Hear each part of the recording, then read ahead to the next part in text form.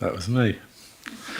Good evening, everyone. Welcome to the Shire of Wyndham East Kimberley Ordinary Council meeting for the 25th of March 2025. I declare the meeting open at 5:02, and members of the public are advised that recommendations to council contained within this agenda and decisions arising from the council meeting can be subject to alteration. Applicants and other interested parties should refrain from taking any action until such time as written advice is received confirming council's decision with respect to any particular issue. And members of the public, please note that this meeting is being broadcast live and a video record will be made of these proceedings and published on the Shire's website. And declare the meeting open at 5:02. At item 2, record of attendance, apologies, leave of absence. There are 9 councillors attending this meeting, 2 attending via Teams. In the room we have myself, Councillor Chafer, Councillor Deere, Councillor Harty, Councillor Kine, Councillor McNeil, Councillor Robinson. Attending via Teams we have Councillor Gooding and Councillor Timms. In the room we also have CEO Vernon Lawrence, Director Bell, Director Webb, Marlene, Manager of Community Development. No leave of absence requests have been received. Move on to items at 3, declarations of interest, and we have nil for tonight.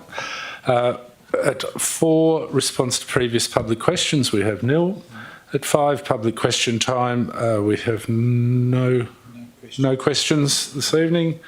No one in the gallery wishing to ask questions. At 6, applications for leave of absence, we have nil. At 7, petitions this evening, we have nil. At 8, confirmation of the minutes. Do I have a mover and a seconder? Councillor Robinson and a seconder, if I could. Councillor Deere, against, all in favour. And I've just got to work out, am I getting a verbal from those online? Sorry, I should have checked there. Yeah, we've got Councillor Gooding raised hand. Yep. I can't see you, so. Oh, you can't see us? I can't, but that's okay. So I've got very clear sound and I'm supporting. Thank you. So we go 9-0. Councillor Timms? Yep, 9-0. Right, that's better. Thank you. At item 9, announcement by the person presiding, myself, at meetings for the previous month. At the 28th of February was our YYN Friday reference group attended by the CEO. On the 10th of March, meeting with Senator Glenn Sterle, attended by myself, the Deputy Shire President, Councillor Gooding and the CEO to discuss matters affecting the Shire. 12th of March, Marsden Jacob Associates attended by myself and the CEO to discuss the Ord River expansion to the NT. 12th of March was the Economic Development Strategy Workshop, attended by myself, the CEO and councillors. 13th of March, Business and Industry Workshop with our consultants, Naja, attended by myself, the CEO, councillors and members of the Shire's business community. 14th of March, meeting with the Ewan Early Learning Centre, attended by myself, the CEO, Director of Planning and Community Development and Shire officers. And, my apologies, I forgot, and Councillor McNeil, thank you, to discuss ongoing business of the Ewan Centre. 14th of March was also the YYN Friday reference group, attended by the CEO. 18th of March was ENI or any presentation to the Wyndham community, attended by myself, the CEO, Director of Planning and Community Development, councillors and members of the Wyndham community. Following that presentation, the council held its Wyndham meet and greet, attended by, again, myself, the CEO, Director of Planning and Community Development, councillors and members of the Wyndham community. And on the 24th of March, being yesterday, a further meeting with Marsden Jacobs Associates, this time in person in the CEO's office, attended by myself and the CEO, to discuss progress on the Ord River expansion project into the NT. That was meetings for this month. And we'll move on for matters at 10, matters for which the meeting may be closed. And I have one at 16.1, which is tender 1224-25, provision of electrical services. At items 11 is deputations, presentations and submissions, of which we have nil.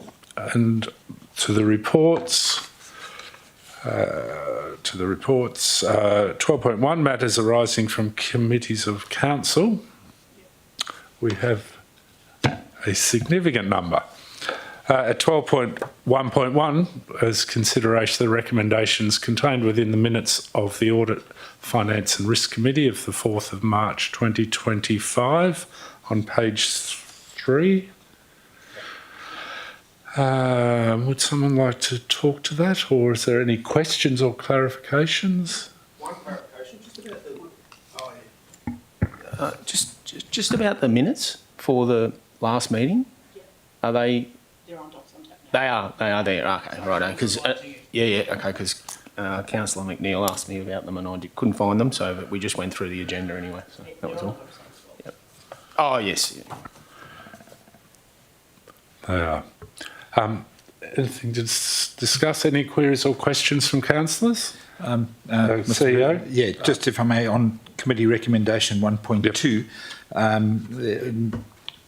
grammar is not quite right there. So point 2 should, instead of saying to refer to the budget, is just refers to the budget process. Thank you, CEO. Which first recommendation? In recommendation 1, it's at dot point 2. We should exclude the to make the grammar correct and add an S plural to the refer.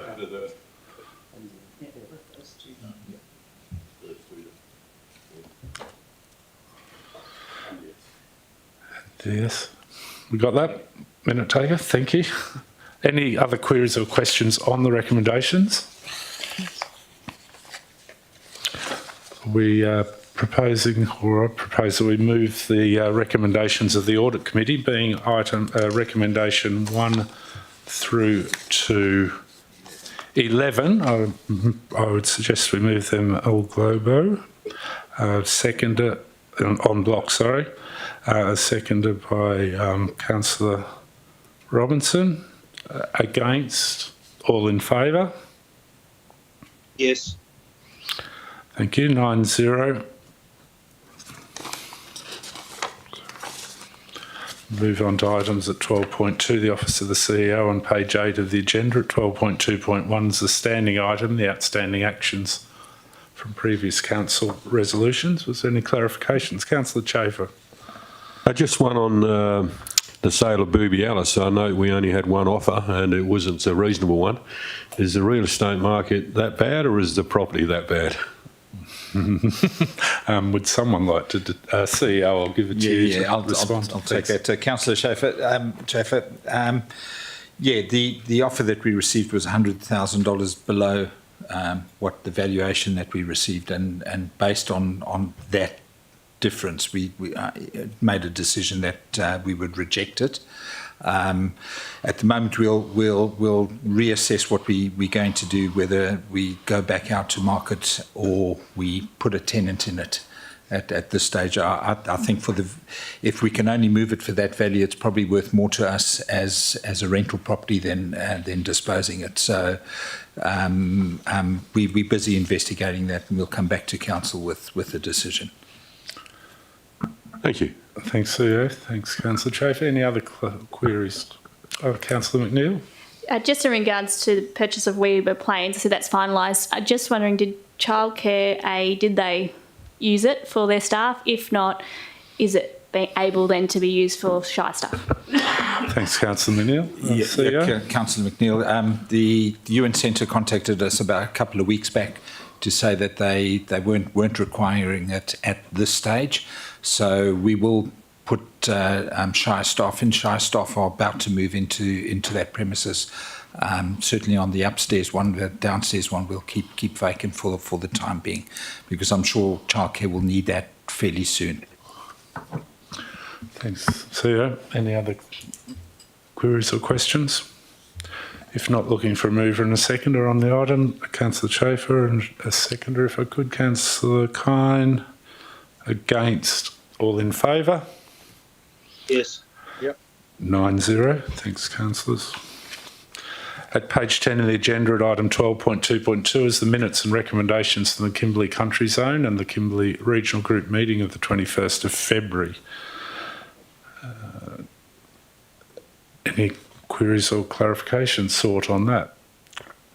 Councillor Robinson. It looks like you're actually making good headway in there. There's a few good reports in there. The housing initiative, the federal grants funding seems to be getting some real good traction in there. Does it feel like that when you're actually at the meetings? Not so much at the meetings because they're a bit procedural, but the work that goes into them, the documentation that you've got access to, I think it feels like it's coming together quite well. There's a whole heap of policy position papers sitting in there, which, you know, if there's anyone in Perth or Canberra that's interested, it's really easy access. And those advocacy documents like the federal and state budget advocacy, investment and advocacy document, really useful for every meeting we go into. So it's probably taken 4 or 5 years to get to that stage where I feel that we're really on top of our advocacy positions, and there's some really big asks, and you'll be aware might be aware there was a report on the radio the other day about our $800 million worth of asks across the Kimberley. Well, that is over a long time zone and a long time period, but it's also gives us an indication of what sort of work we've got ahead and what sort of infrastructure deficits that we've got, that's been identified as our priorities. It's certainly not the total sum, but if people want to look at what we as a region think we need, that's really good. So yeah, thanks for those compliments on the work, because I think it's really coming together, and the Kimberley Regional Group gets mentioned often as a pretty organised advocacy group compared to many. So because we go advocating on one position and not having 2, 3 or 4, really powerful. So has the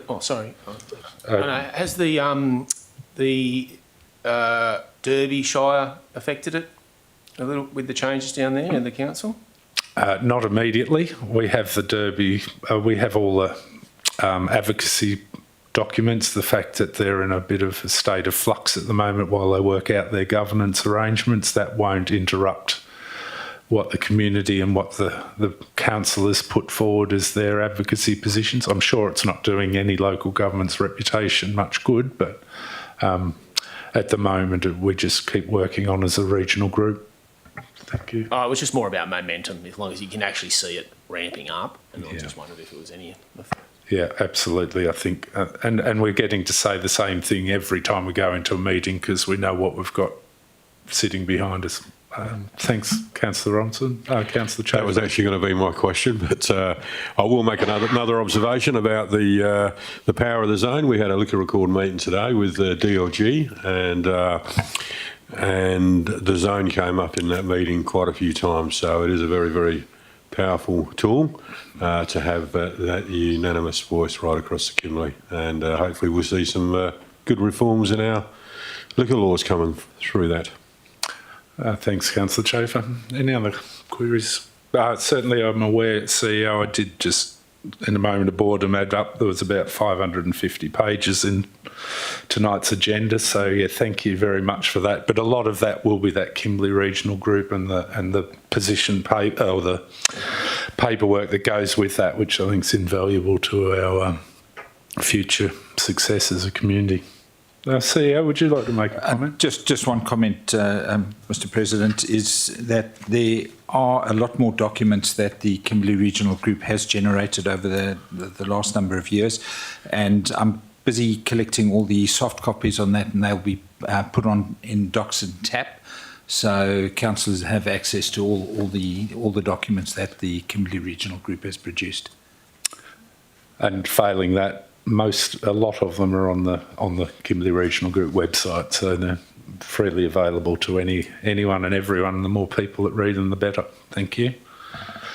Looking for a mover and a seconder for item at 12.2.2. Thanks, Councillor Robinson. And a seconder, if we could, Councillor Harty. And against? All in favour? Yes. Yep. 9-0. Thanks, councillors.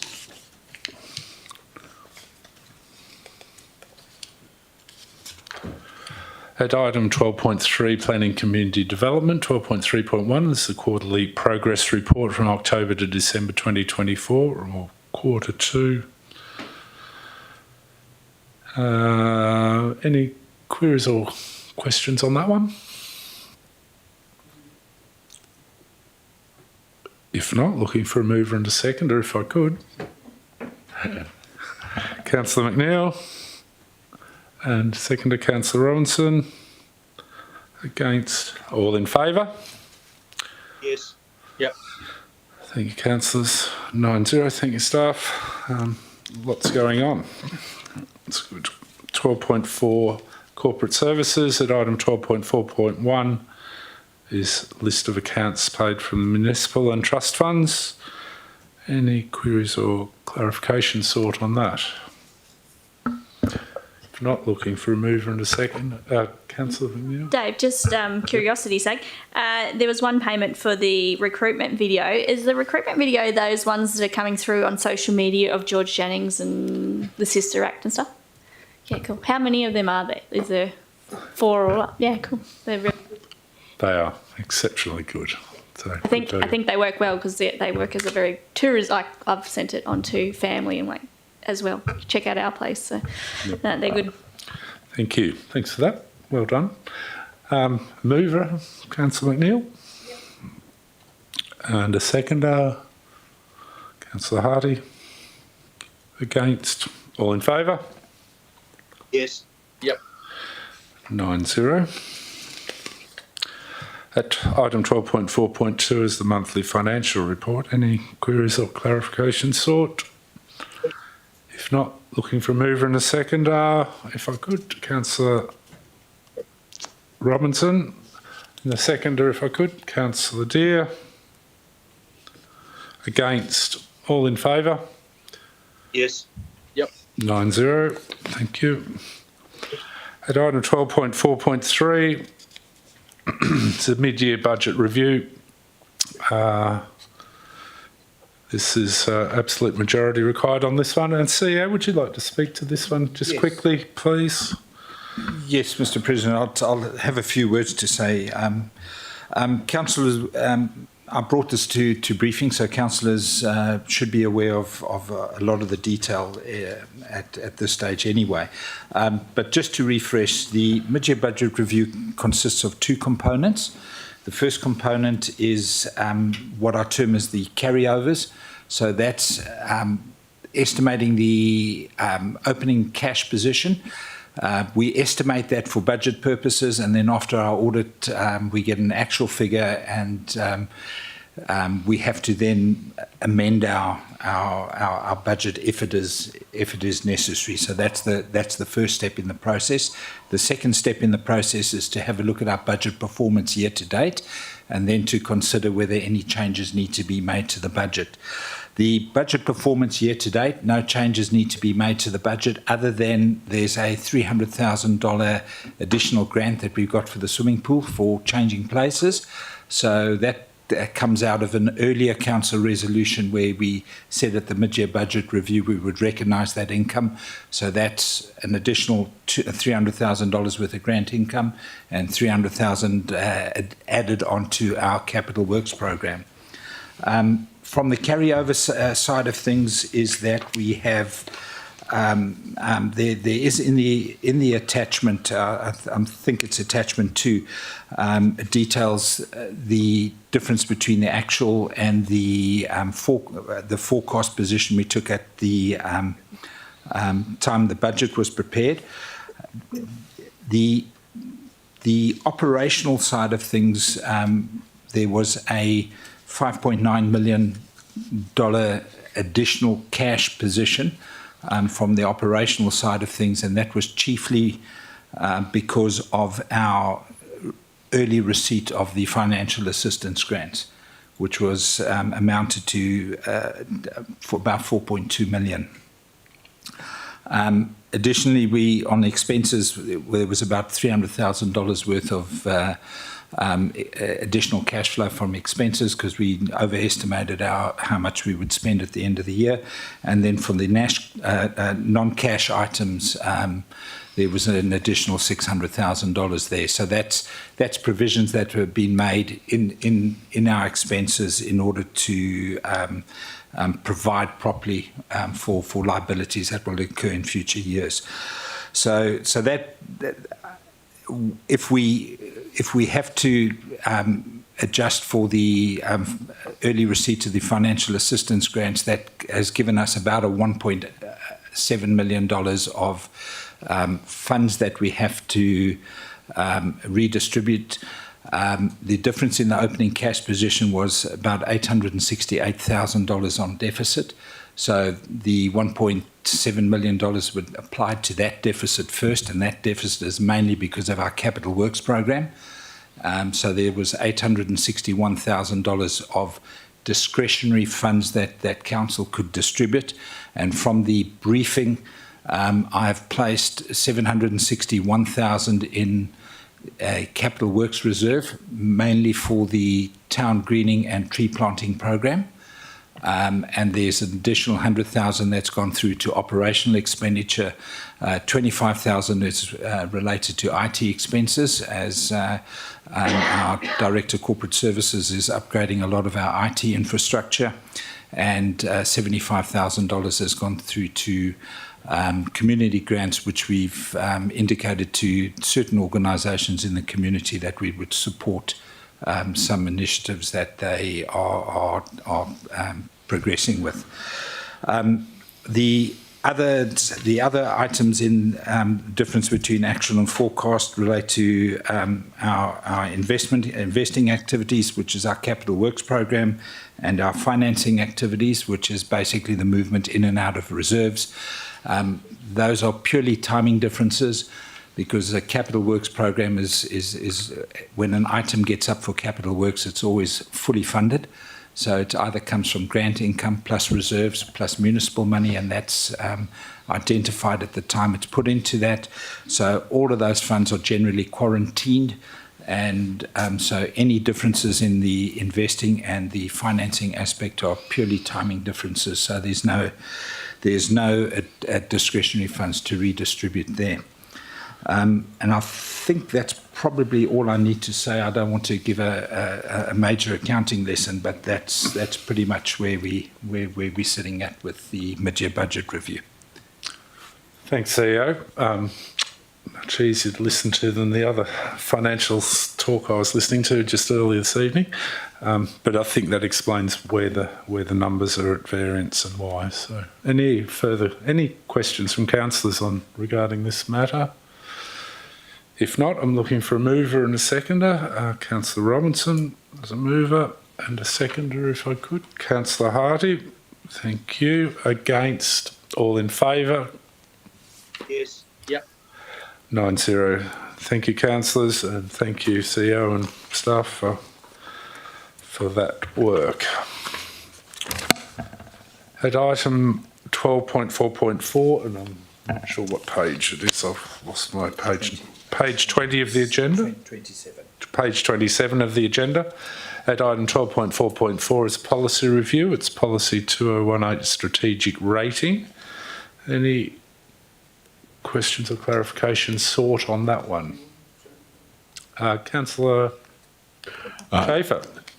No, I think Vernon answered my query in that we can add I guess, the word simplicity in that administratively, so we don't necessarily need to make an amendment on that policy. And the simplicity was around, I guess, the fact that we're having that rating review done, and we're going to hopefully end up with 4 categories, maybe less, maybe more, but not the dozen and a half or so that we've got at the moment.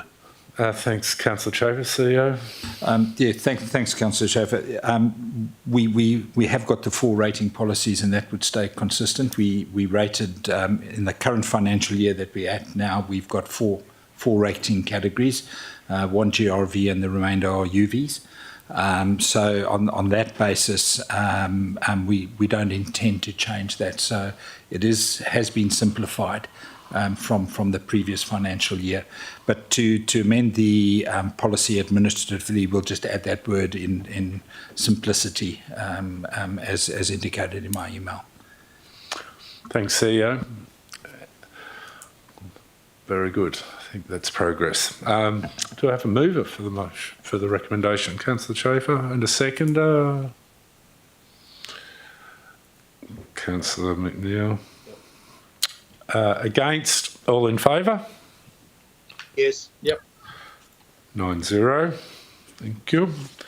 Move to item 12.4.5, which is, again, a policy review on fees and charges pricing, policy 2006. Any clarifications, questions? If not, looking for a mover and a seconder. Councillor Harty and a seconder. Councillor Kine. Against? All in favour? Yes. Yep. 9-0. Thank you. At item 12.4.6, 12.4.5, 12.4.6 on page 33 of the agenda is, again, policy review on policy 1001, elected member allowances entitlements. Any discussion or clarification sought? Probably should talk to this. Yeah, Should thanks. talk to this. So. Thanks, Councillor Robinson. With the review of the policy, I suggested 3 changes to the CEO, and those 3 changes have been added to the amended policy.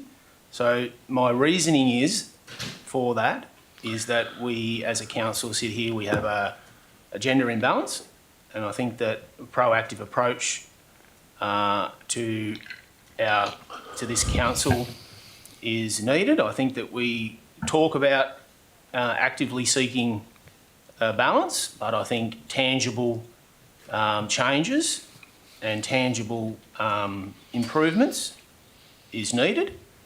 The 3 improvements that I've put in there, the first one is the increase to the childcare reimbursement from 25 to 35. There's also an increase of an additional $1,500 for development fund, which is reimbursable. And I've also put in there that the remuneration or the allowance, total allowance for each councillor be increased to 100%, so that 25% reduction be removed. And I think that a balanced approach will hopefully improve the gender imbalance in this chamber come October when we have an election. And also it would probably actively bring some diverse cultural input into this council as well. So hopefully as a addition to that would be fantastic. So with that, I mean, I'm happy to take any councillors' changes, amendments as we progress through. If any other councillors have any ideas or additions or reductions, so that we can work together and come up with a good policy that can hopefully fix this imbalance. So with that, We probably should get you to move the recommendation as it stands, and then I'm happy to do that, unless you have other councillors that want to talk to it first. Any queries? I'm happy to either debate it or go for it, or clarifications now. I think, councillors, it's clear that there may be a difference of opinion around the table. So I think what we need to do procedurally is move it second, and then if anybody's against it, and then councillors can put their views forward, and then it can be voted on afterwards. Yep. So Sorry, mine is more a clarification than a debate. Just on the training fund, $1,500, I'm assuming that is per year, and that if someone, a councillor, after getting on council, decides they want to do a course that's going to cost them around $6,000, are they able to seek reimbursement in year one for $1,500, and then progressively each year they're on council to recoup the full amount? Yes, Councillor Schaefer. So what my idea is to have a fund similar to what we have for our professional staff. Professional staff are given an allowance on an annual basis. If they don't use that allowance, it then gets quarantined in a reserve and to be used at a later stage. Now, it's not, when it's quarantined in the reserve, it's not quarantined against an individual person as such. It's quarantined as a global amount. But we do keep records on what each individual needs. So as far as councillors go, I want to do something fairly similar to that. So each councillor be entitled to $1,500 worth of additional training. If it's not used in total, then whatever's left over, I'll quarantine in a reserve, and then over a period of time, that reserve can then get built up. I'm busy putting the budget together at the moment, so I am considering establishing a reserve specifically for that, and then making an appropriation as an initial payment into that reserve. And we can go from there, but I'll bring that back to council as part of the budget process. Sorry, my question though was more about if councillors use more than the $1,500 in year one, whether they continue to claim in year two until they till they claim back everything as possible. Yes, so if it's a new councillor that wants to, let's say for instance, do an institute a company directors course, and it costs, let's say, $6,000. Then we can put them on that course, and then they won't have further allowance in future years. Yep. So thank you for that clarification. My apologies for not getting the procedure quite right, but I'll go to a further clarification, if you like, before I try to get a second and see if there's anyone against the motion. Councillor Hardy, did you want a clarification, or would you? I'll probably just happy to debate it. I think, yeah. So looking for a second of Can I get one clarification? Councillor Deere, yep. Sorry, just one clarification with you got the superannuation contribution payments. Is there any plan to do tax contributions on the payments as well? I think technically we can't, Councillor Deere, because it's not regarded as a salary. So it's really a reimbursable fee. So I don't think we can withhold tax. Legally, we can withhold tax from members' entitlements. Yeah.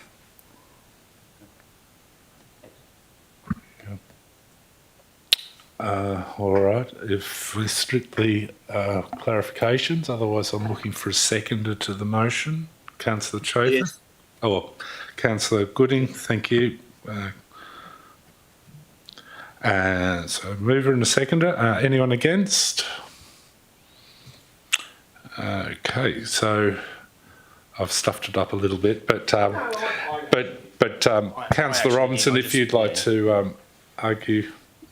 Okay, so I've had my time to speak before in the incorrect procedure, but just to reiterate, I just think it's a good move. I just think it's proactive approach to good future investment for this council and the community.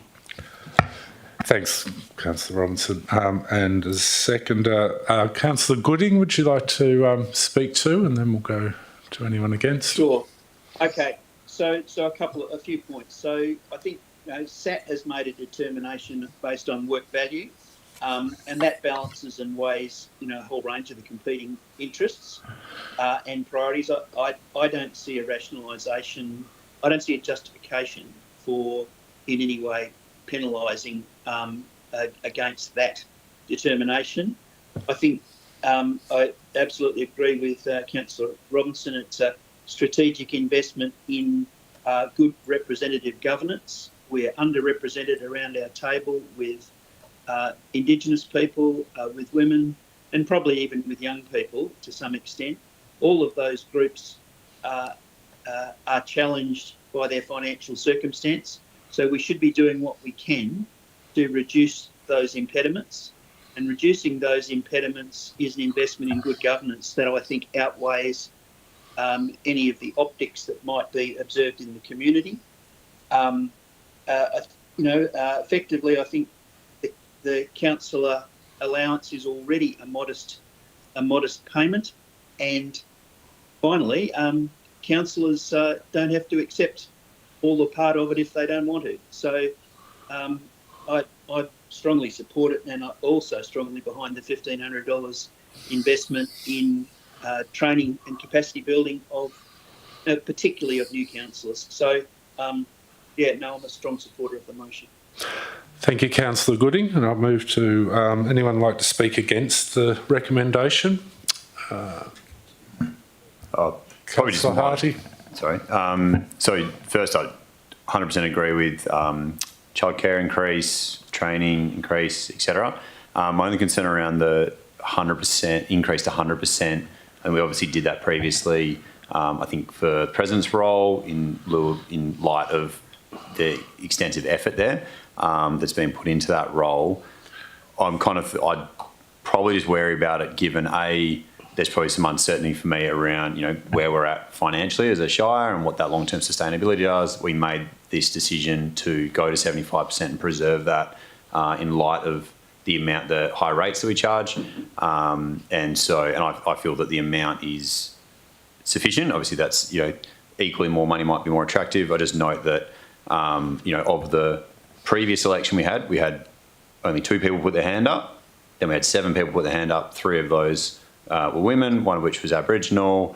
I'm not sure if paying council costs going up by $30,000 to $35,000 a year, I'm thinking that's probably what it's about, would be my guess, would be the best way to get voters to vote for women or Aboriginal people, or to have stronger candidates. I'd probably prefer to see that money redirected to programs. I know we have Aboriginal leadership priorities in some of our funding or reserves, so I feel like that might be a better use of money if we actually wanted to see members in our community coming into elections and presenting themselves as better candidates for members of the community to vote for. So I didn't feel like that was probably the best way to get more candidates. Given that we have had that representation in elections before. So, happy to be convinced otherwise if there's kind of Thank you. For that. Thanks, Councillor Hardy. Someone else to speak for the recommendation?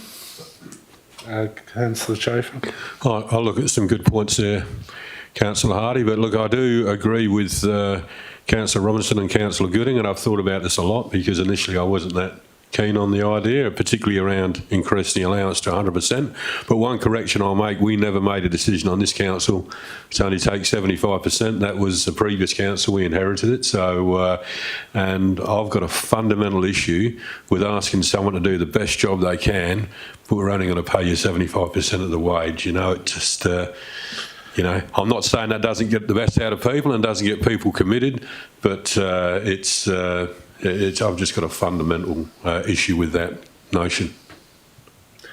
Thanks, Councillor Chafer. Anyone else to speak against the motion? Councillor McNeil. I'd also like to say that I agree with childcare and the training would be really helpful to someone like myself to get confidence in debating. So I look forward to that. I guess the reason this is just from my point of view, will you, if you put the salary up to 100%, do you then attract people for the wrong reason, that people are then putting their hands up, coming on board for extra money but perhaps little input, having the opposite effect,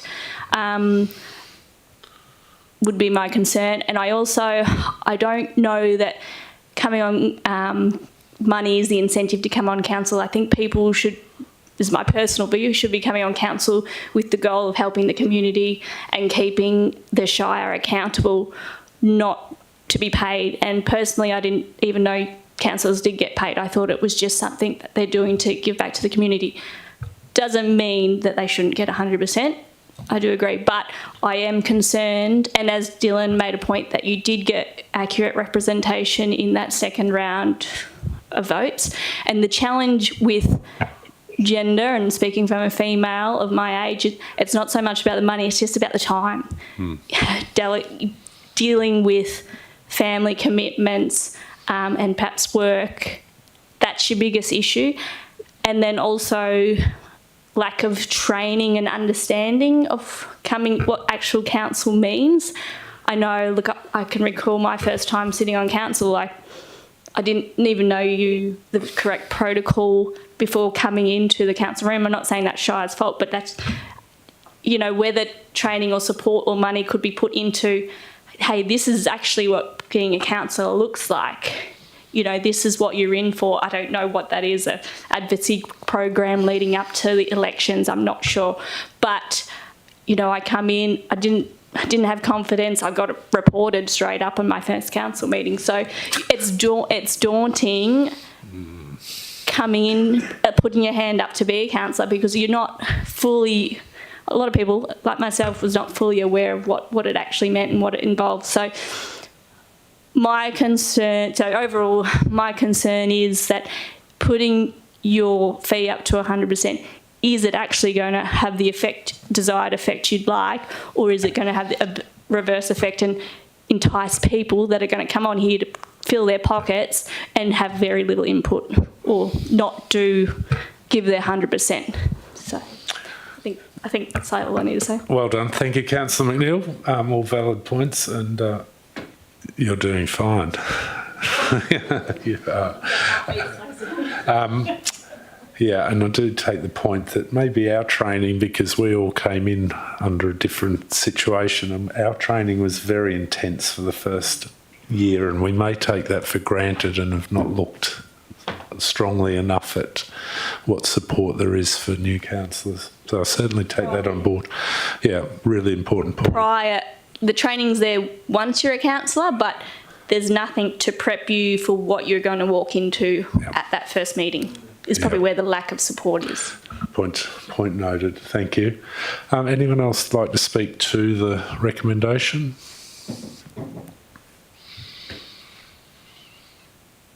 Or anyone like to speak against? If not, I'll offer the mover of the motion the opportunity to sum up.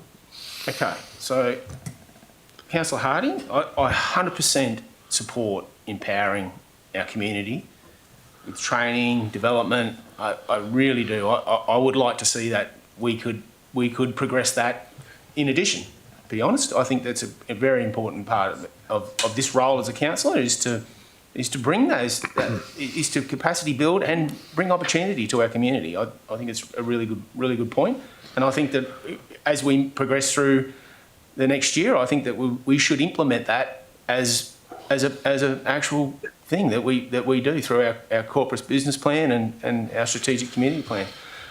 I still think that the positives outweigh the negatives for this change.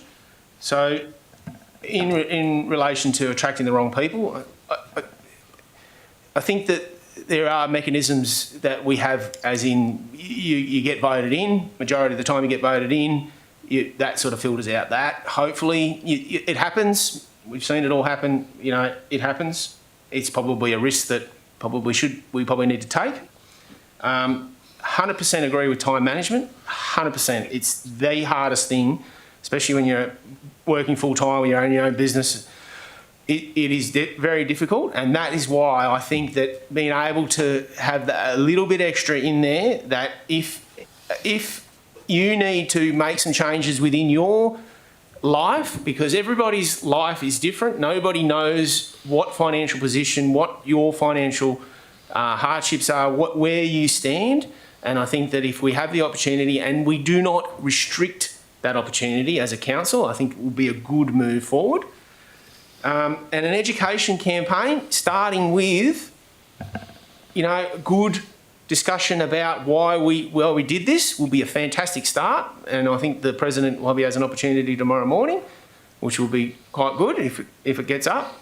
And I 100% agree that if you are fully aware of what you're getting yourself into, you will probably, you will be able to appreciate the goals and the achievements that you make within this, the community, because it is a privilege to sit here, to be able to make a decision. I think we all take it very seriously, and I really think that as a progressive moving council, that we can build some capacity, we can build some culture, we can build some diversity, and we can build some balance into this council as we progress through for the next few years, underpinned with all the changes that the local government department have put through over the last couple of years.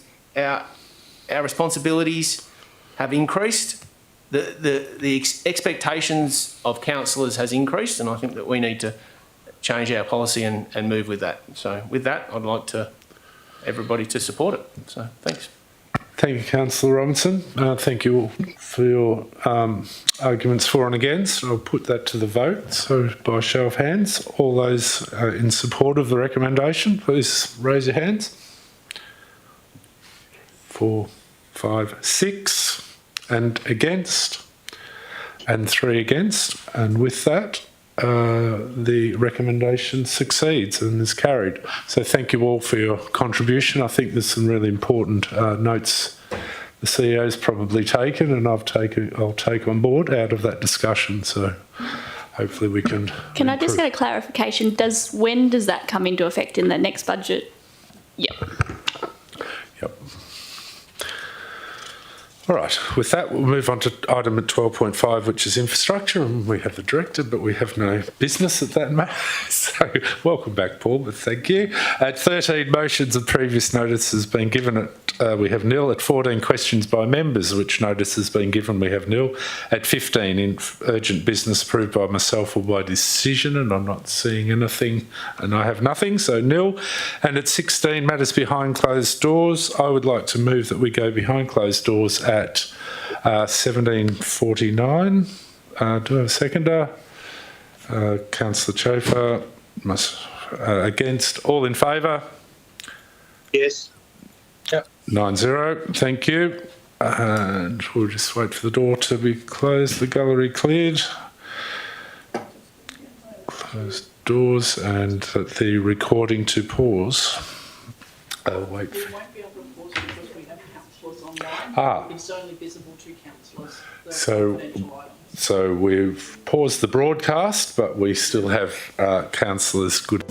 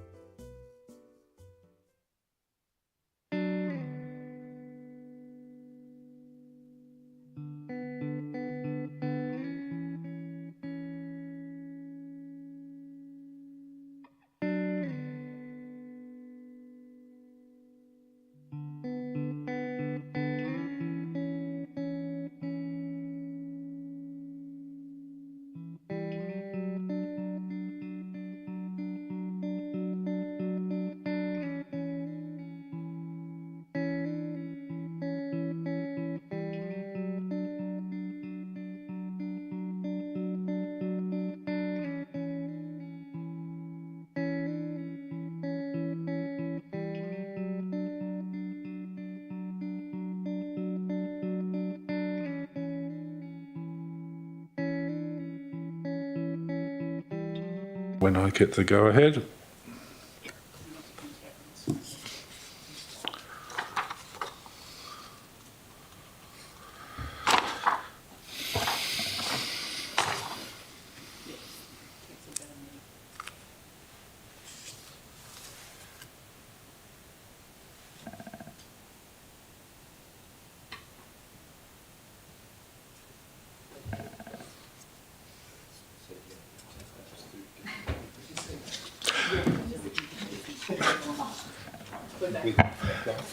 Welcome back to those watching online. So we've just returned from in-camera to item 16.1, the tender T12 24-25, the provision of electrical services. The recommendation was moved.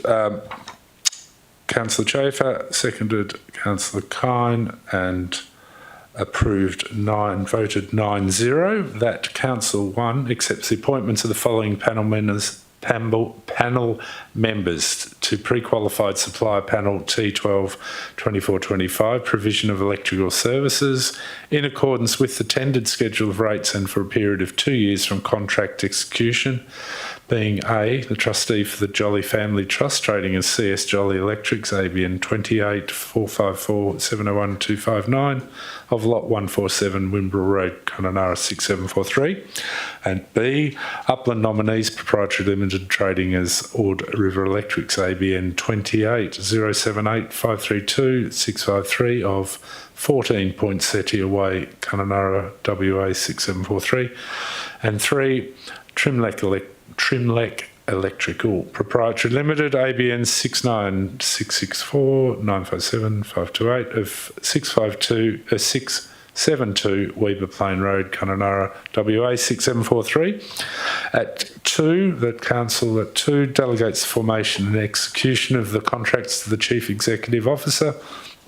And 3, authorises the Chief Executive Officer to approve the three possible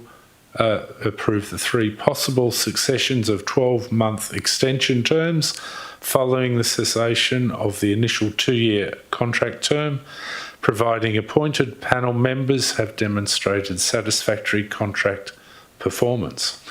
And that was voted 9-0. And that completes the agenda. At item 17, I would like to declare the meeting closed at 17:54 and thank you all for your attendance and attention. Thank you, councillors, staff and viewers. Thank you, Councillor Gooding and Councillor Timms online.